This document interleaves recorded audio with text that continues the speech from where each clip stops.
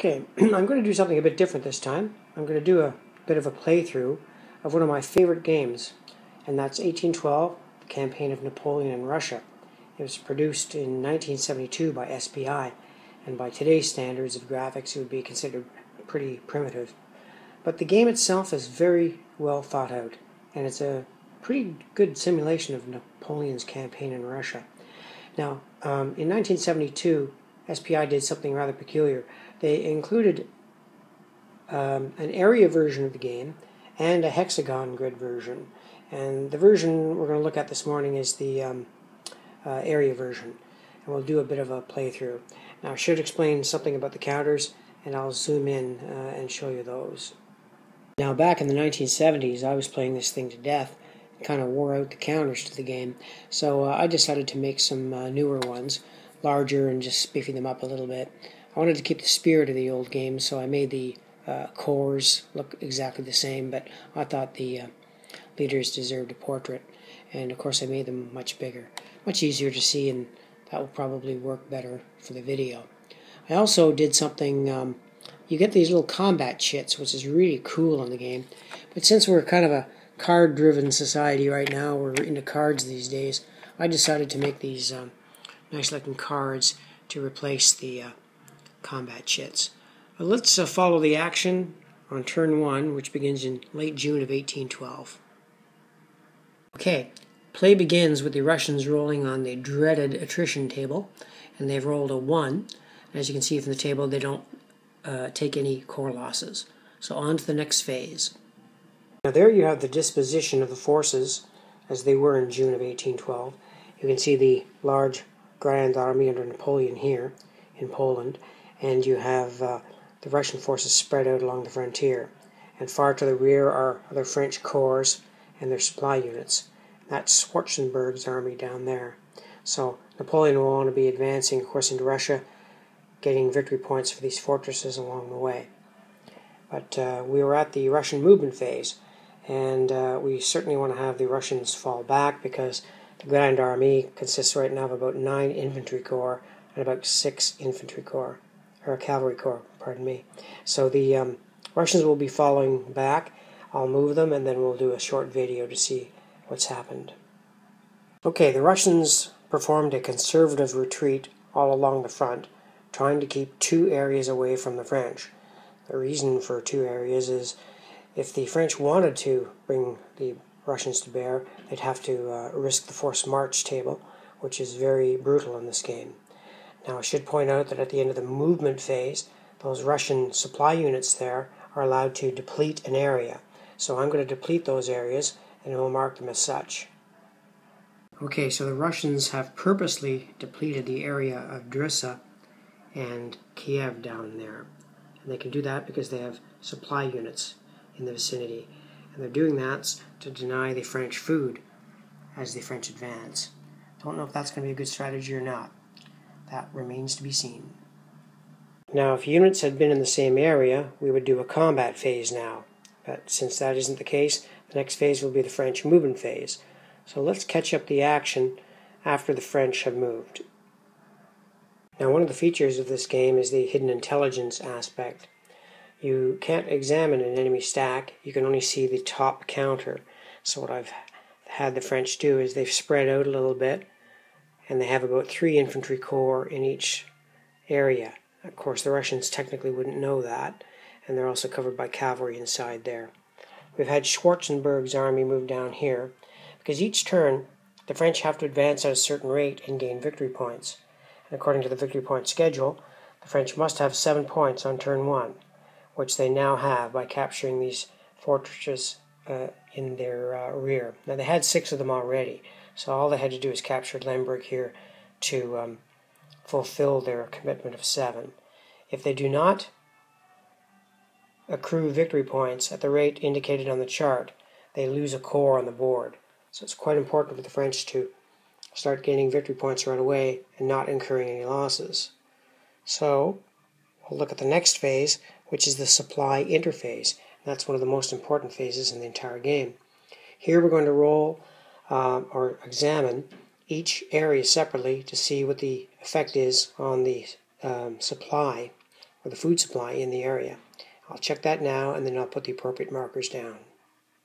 Okay, this is the turn after we've done the supply interface, and a couple of areas were affected. These two areas here are down to 50% depletion in the food.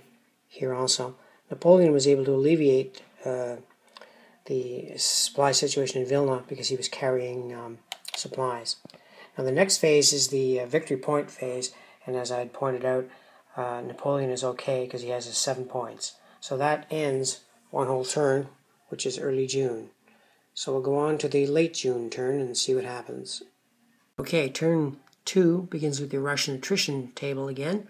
This time they rolled a 5, which means they have to lose cavalry corps. And in this game, the French player decides which area the corps will be lost. So I'll take a look at the board and see where that loss will come from. Okay, the French player decided that he wanted to pick away at Bagration's army, so he chose this area. And since Bagration did have a cavalry corps, this corps is immediately removed from the board. You can see that the attrition table is mighty brutal. Okay, next is the Russian movement phase again. And some reinforcements came on, a new corps, and I placed it here at Vitebsk. And the Russians will now move. Let's see what they can do. Okay, the Russians decided to continually fall back. I think that's their best move right now. And they scorched this area here and this area here. Now this is a little bit of a risky move because they're scorching an area where they have troops.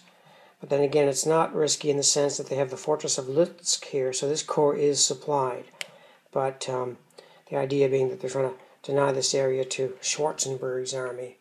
So the Russians continue to fall back. There still hasn't been any combat yet. Let's see what the French can do.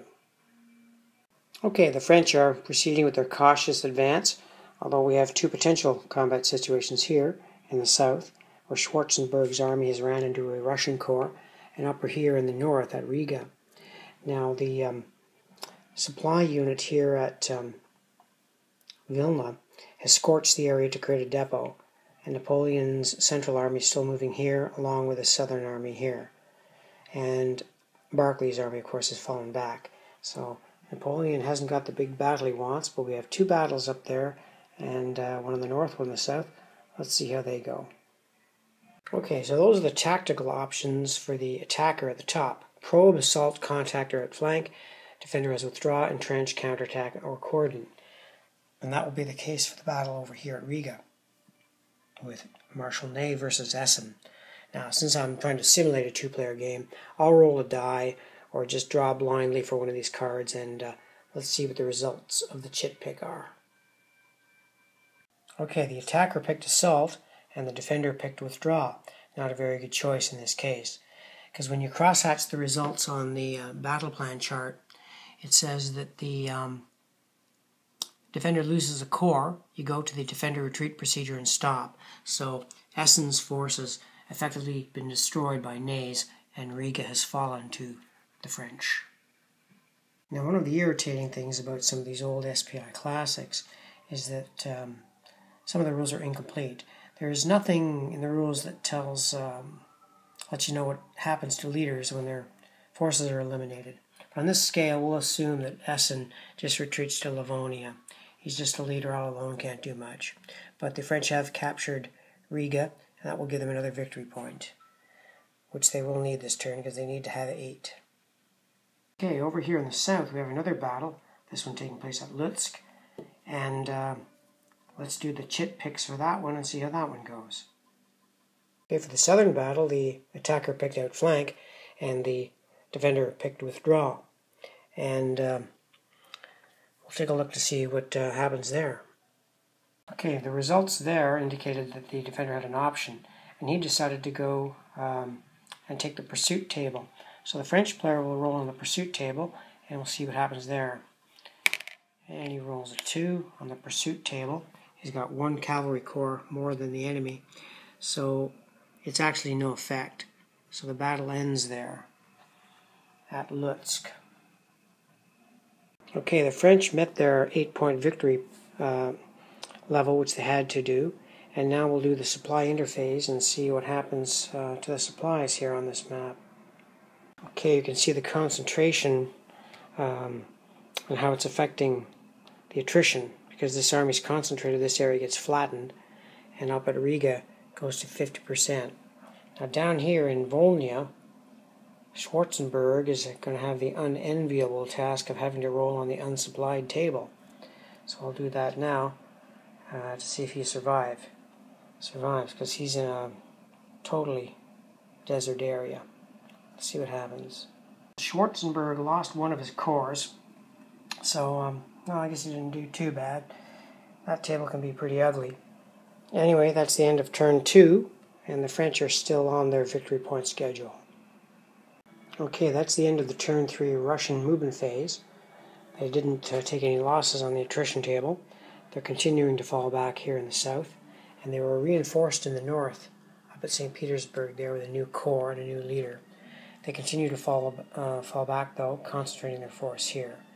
So this will be an interesting part of the game because we have several fortresses that are now within the target or sphere of the French influence that could be taken. Of course, the Russians could counterattack too. Now Napoleon has to have 10 points this turn, so he's going to have to pick up 2 victory points this turn. Okay, in that turn the French easily gained the 2 victory points they needed by capturing these fortresses along the front here. Schwarzenberg had to fall back because he's in a desert. Without supply units or a depot, it would be insanity to keep pushing forward into this desert region where each turn he'd be just rolling for his life. So he had to fall back into Austria. This main army here under Renier is at Minsk. Napoleon's advanced into a desert area here, but he's okay because he's carrying a supply wagon here and he can eat off the area here in Severe. The supply rules allow for that. Ney left a corps here at Riga and he's advanced down into Polotsk. So the advance continues comfortably for the French, no major losses, and they're meeting their victory schedule. Now we'll have to do the supply interphase. Okay, that's the supply situation at the end of turn 3. A couple of areas got dinged. Minsk here went to 100%, and so did Drissa. Or no, Drissa already was 100%. Oh yeah, this one went to 50%. So Napoleon's still on schedule, but Russians continue to gain strength as they fall back. Okay, for turn 4, the Russians decided to pretty well just hold their own. They held this line here, and they used their supply units to cause Bazloy to be 100% depleted, and also Chernigov. Up at St. Petersburg there, they've kept a force, and right now Kiev has no forces at all, but they don't really have any worry about Schwarzenberg getting through there unless Schwarzenberg gets some supplies. So they're slowing down a little bit, and the Grand Army is approaching. Napoleon will have to have 15 points this turn. I think he can still do it, but let's see how the French fare out. Okay, that's the situation at the end of turn 4, early August, after the French have moved. Now they took 1 infantry corps in attrition losses, and the Russians chose to take it off of Renier's force here. So they continued to advance through central Russia, easily gaining the 2 points they need. So I think they're at about 15 now. Let's see, 8, 9, 10, 11, 12, 13, 14. Yeah, 15. Now next turn they have to have 15 points too.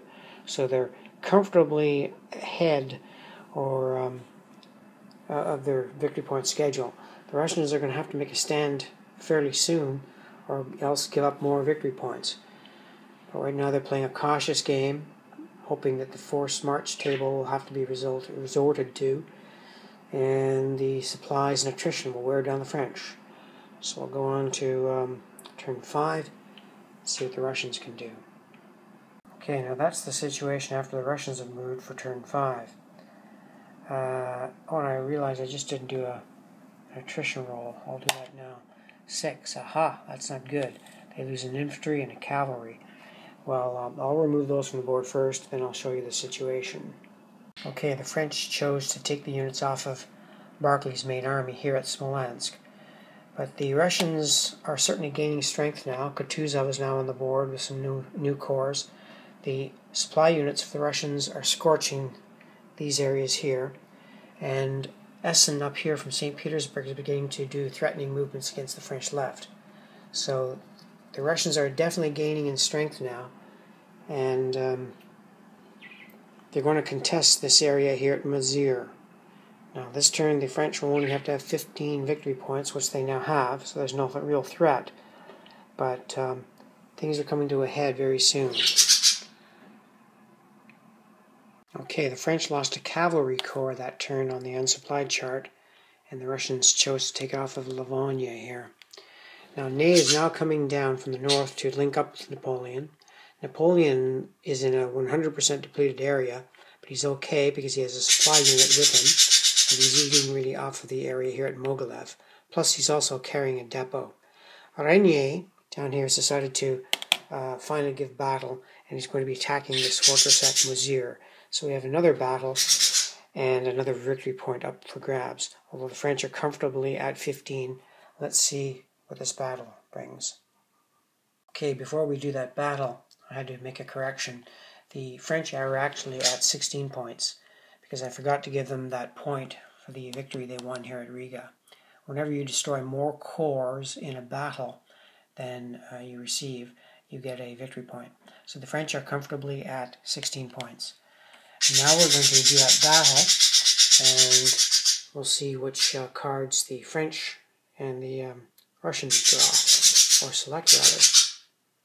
Okay, in that battle the attacker picked assault, and the defender picked cordon, and that results in the defender retreating by the defender. Then you go to the pursuit table. So let's see what happened over here at Mozire. Well, the part one is that the Russians retreated back to Bobriask.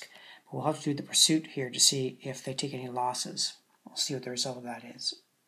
Well, the pursuit table was +2, but the French rolled a 3, so it's in no effect. But still, the French capture Mozire, giving them another point, so they're comfortably at 17 points now, well ahead of their victory point schedule.